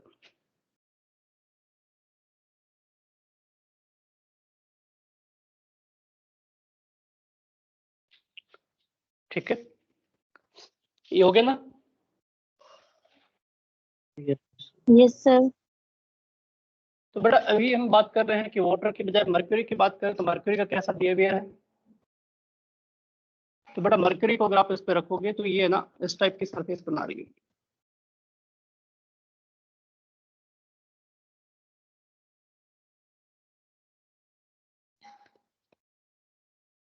इसके अंदर आप स्पर्श रेखा खींचोगे, इसका एंगल यहाँ से बेटा थीटा ये होगा। इधर इस पे स्पर्श रेखा आप खींचोगे, इसका बेटा यहाँ से एंगल थीटा ये होगा। तो क्या दिख रहा है कि इसके अंदर यहाँ ये चिपकने की कोशिश कर रही है उससे, ये उससे दूर रहने की कोशिश कर रही है, उससे कम से कम उसमें चिपक रहा है। अब ऐसा कैसे संभव है कि कुछ मटेरियल है ऐसा बिहेव कर रहा है, कुछ वैसा बिहेव कर रहा है। तो इसके पीछे बेटा दो फोर्स आते हैं, उन दो बलों की वजह से होते हैं, उनके बारे में बात करते हैं। अब दो बल जो बेटा होते हैं, एक हम कहते हैं सहसंजक बल,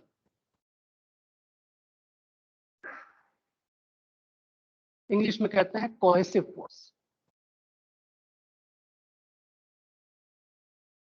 कोहेसिव फोर्स बेटा वो कहलाता है जो समान प्रकार के कणों के बीच में लगता है, मतलब वाटर मॉलिक्यूल्स के बीच में लग रहा है, पानी के अणुओं के बीच में जो बल लग रहा है उसको हम कहते हैं सहसंजक बल, कोहेसिव फोर्स। मरकरी के अणुओं के बीच में लग रहा है तो वो वाला जो बल है वो कोहेसिव फोर्स कहलाएगा। ठीक है, तो हम ये कह रहे हैं ये समान प्रकार के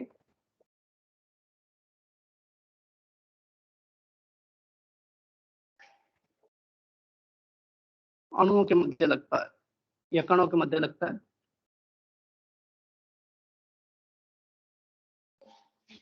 मतलब एक ही पदार्थ के अंदर लगता है ना ये,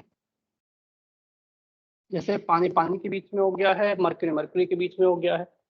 दूसरे टाइप का बेटा हम कहते हैं असंजक बल।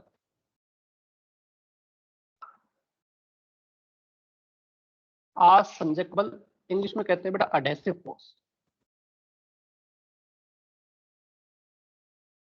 अडहेसिव जैसे काम होते हैं वो किसी दो चीजों को चिपकाने का काम में आता है, मतलब उनके खुद के बीच की कंपैरिजन में दूसरे अणुओं के बीच में जो लगने वाला बल है उनके बारे में बात करते हैं। ये बेटा डिफरेंट पदार्थ के अणुओं के बीच में लगता है, जैसे पानी और ग्लास स्लैब के बीच में, तो पानी के अणु हो गए और ग्लास स्लैब के बीच में लगे, मरकरी और ग्लास स्लैब के बीच में लगे, तो ये इस चीज से डिफाइन किया जाता है।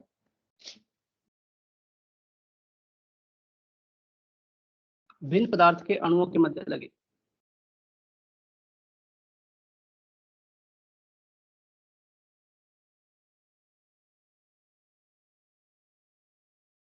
बेटा ये मेरी इंक खत्म हो गया, आप नोट कीजिए, तब तक मैं इंक डालता हूँ इसमें।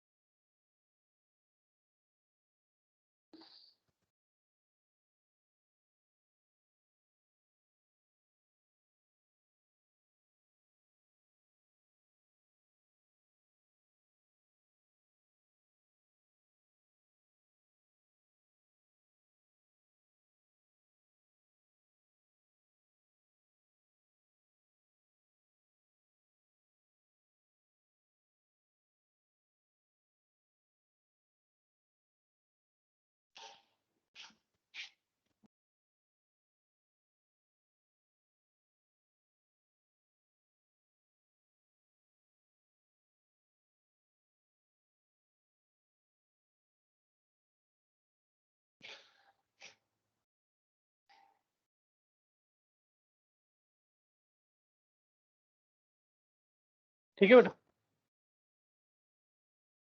रुको सर। ये बना दिया होगा डायग्राम तो। Yes sir. अब बेटा कॉन्टैक्ट एंगल की बात कर रहे हैं हम। पहले हम बात कर रहे हैं थीटा हमारा लेस देन 90 है ना? तो इसमें कॉन्टैक्ट एंगल कैसा है, थीटा जिसमें लेस देन 90 है, इसमें ये किस टाइप का लग रहा है। तो बेटा इसको हमने बनाया अभी, सरफेस बनाई थी, किसकी सरफेस ना वो इस टाइप की लग रही होती, इस टाइप की रहती।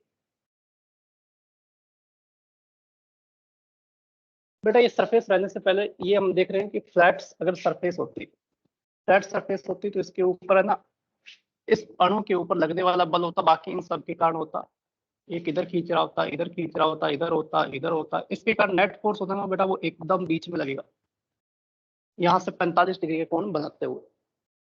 तो इस वजह से इसके ऊपर बेटा ये किसके कारण लगने वाले बल है, सेम प्रकार के, मतलब पानी के अणु है उस पर बल लगा रहे हैं, पानी के कण के ऊपर ही, तो पानी वाले के बल लगा रहा है, तो इसमें बेटा ये जो कोहेसिव फोर्स है इसको सी से लिख रहा हूँ, ये कोहेसिव फोर्स है। तो कोहेसिव फोर्स है वो इधर लग गया यहाँ से 45 डिग्री एंगल के ऊपर। दूसरा, इसी पानी के अणु को बेटा ये दीवार है ये खींच रही है, किधर लगाएगी, ये बल इधर लगाएगी।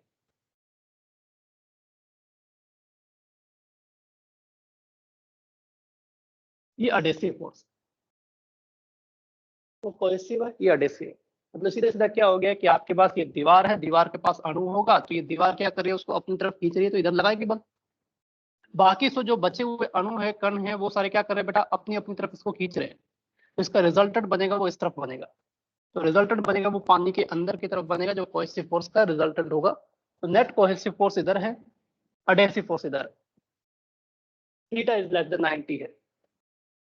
अब बेटा इसमें हम क्या कर रहे हैं, हम इसके दो कंपोनेंट लिख रहे हैं।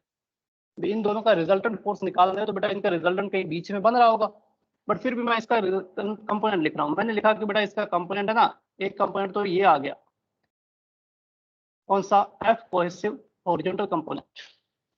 वैसे अगर ये 45 डिग्री एंगल है तो वो हो जाएगा एफ कोहेसिव कॉस 45 या साइन 45। दूसरा बेटा कंपोनेंट इसका इस तरफ आ जाएगा, वर्टिकल कंपोनेंट, वो हमने कह दिया बेटा ये है एफ कोहेसिव वर्टिकल कंपोनेंट। तो इसको बेटा दो कंपोनेंट में हमने डिवाइड कर दिया, हॉरिजॉन्टल वर्टिकल। अब बेटा इस केस में मैं ये कह रहा हूँ कि एडहेसिव फोर्स ना, वो बनाया भी मैंने जानबूझ के बड़ा है, वो कोहेसिव के हॉरिजॉन्टल कंपोनेंट से ये बड़ा है। तो नेट फोर्स किधर हो जाएगा, इसी तरफ हो जाएगा।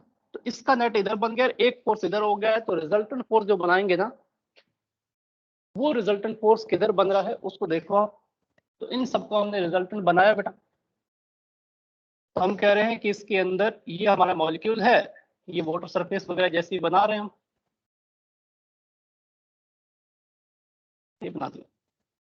अब इसके ऊपर आप नीचे की तरफ कह रहे हैं कौन सा फोर्स है, कोहेसिव का वर्टिकल है। इधर क्या कह रहे हैं अभी सर, इधर है ना, इधर इसका एडहेसिव माइनस कोहेसिव का हॉरिजॉन्टल कंपोनेंट है। तो बेटा इसमें से इसको माइनस कर दिया, ये इसके हॉरिजॉन्टल कंपोनेंट से बड़ा है। नेट फोर्स इधर फिर भी इसमें बना हुआ है हॉरिजॉन्टल फोर्स। फिर इसका पूरे का रिजल्टेंट निकालने के बेटा, पूरे का रिजल्टेंट तो इधर आएगा। तो ये इसके अंदर नेट फोर्स बनना है। अब आप देखो कि नेट फोर्स इधर है, तो आपको फ्लूइड के स्टार्टिंग के अंदर ही बताया था कि जो नेट फोर्स होता है वो सरफेस के क्या लगता है, परपेंडिकुलर लगता है, या फिर जिधर उसमें नेट फोर्स लग रहा है सरफेस उसके परपेंडिकुलर होगी। तो आपका फोर्स इधर लग रहा है, तो सरफेस जो होगी ना बेटा, इसके परपेंडिकुलर होगी। ये 90 डिग्री एंगल होगा। तो सरफेस जो होगी वो हमेशा क्या होगी, नेट फोर्स से 90 डिग्री एंगल बनाएगा।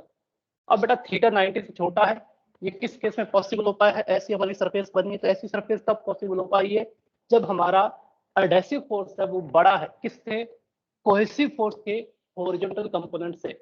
अगर ये इसके हॉरिजॉन्टल कंपोनेंट से बड़ा है तो इसके अंदर कुछ इधर बचेगा, नेट फोर्स इधर बनेगा। अगर ये दोनों बराबर होते बेटा, तो ये वाला तो जीरो हो गया, रिजल्टेंट किधर आता, नीचे की तरफ। तो सरफेस उसके परपेंडिकुलर किधर होती, फ्लैट सरफेस होती, अगर ये दोनों चीजें बराबर होती तो।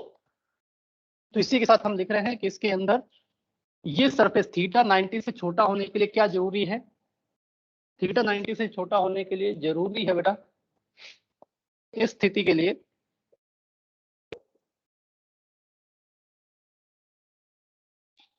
एफ एडहेसिव बड़ा होना चाहिए भाई, किससे, कोहेसिव के हॉरिजॉन्टल कंपोनेंट से। या फिर हम कहें कि एडहेसिव जो है ये बड़ा होना चाहिए भाई, किससे। अब मैं ये कह रहा हूं कि अगर एंगल 45 डिग्री है तो बेटा ये कितना हो जाएगा, एफ सी बाई √2 हो जाएगा। तो ये कंडीशन होनी चाहिए इसके थीटा 90 से छोटा होने के लिए। ये आप नोट कीजिए, फिर हम थीटा 90 से बड़ा करके दिखाएंगे। अच्छा टाइम ही हो गया यार।